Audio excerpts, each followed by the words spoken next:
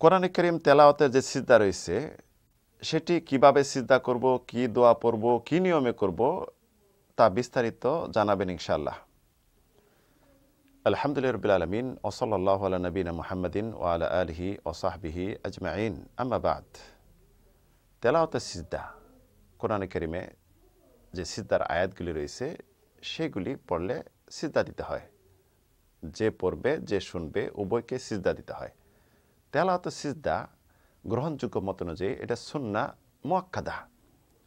মুসলিম তেলাওয়াত করার সাথে সাথে সিজদা দিবে, এটা কাদা চলবে না। আপনি একত্র করে জমে রেখে পরে সিজদা দিবেন, এটা চলবে না। তেলাওয়াতের সিজদা আপনি যে অবস্থায় যেভাবে আসেন সেভাবে সিজদা দিবেন। আপনি দাঁড়িয়ে আছেন সিজদা দিবেন, বসে আছেন দাঁড়ানোর প্রয়োজন নেই, জায়নামাজ দরকার নেই, যে পোশাকে যেভাবে আছেন সেভাবে সিজদা দিবেন। সিজদা যখন দিবেন তখন আল্লাহ আকবর বলে সিজদাতে যাবেন। একটি সিজদা মাত্র, এখানে তাশাহুদ নেই, দরুদ এটি নেই। আর ওঠার সময় নরমালি উঠে যাবেন।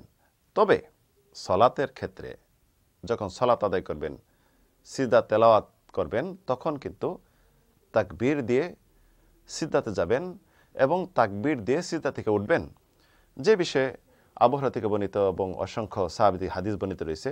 আবু হুরায়রা রাদিয়াল্লাহু আনহু বলেন, রাসূল সাল্লাল্লাহু আলাইহি সাল্লাম এশার সালাতে সূরা ইনশিকাক পড়লেন, পরবর্তী তাকবীর দিয়ে সিজদাতে গেলেন এবং তাকবীর দিয়ে সিজদা থেকে উঠলেন।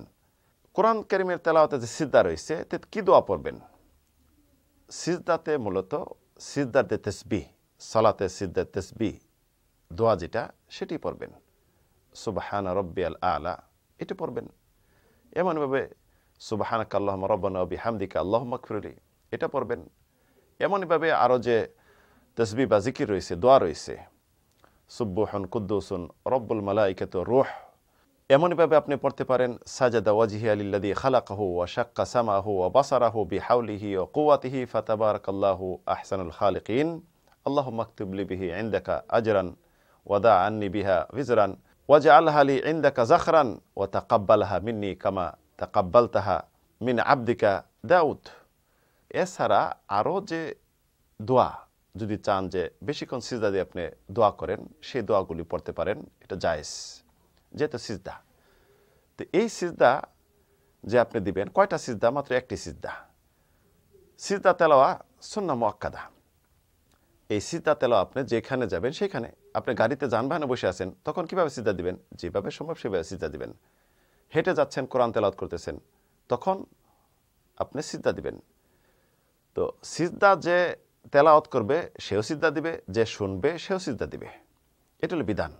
সিজদা তেলাওয়াত যেটা, সিজদা যদি কেউ না দেয় তাহলে কি সে গুনাহগার হবে কিনা? গ্রহণযোগ্য মত অনুযায়ী গুনাহগার হবে না, তবে এটা সুন্নাহ মুআক্কাদা, অবশ্যই তাকে সিজদা দেওয়া উচিত। একান্তই যদি দিতে না পারলো কাদা চলবে না, সে গুনাহগার হবে না। এ বিষয়ে দলিল সহিহ হাদিসের সাব্যস্ত যেটা, ওমর ইবনে খাত্তাব রাদিয়াল্লাহু আনহু এক জুম্মাতে তিনি সূরা নাহাল পড়লেন, সিজদার আয়াতটি পড়ার পর সিজদা দিলেন, পরবর্তী জুম্মাতে তিনি দিলেন না। অসংখ্য সাহাবী ছিলেন, এটা কিন্তু কেউ অস্বীকার বা এটা বিষয়ে কোনো মন্তব্য করেনি।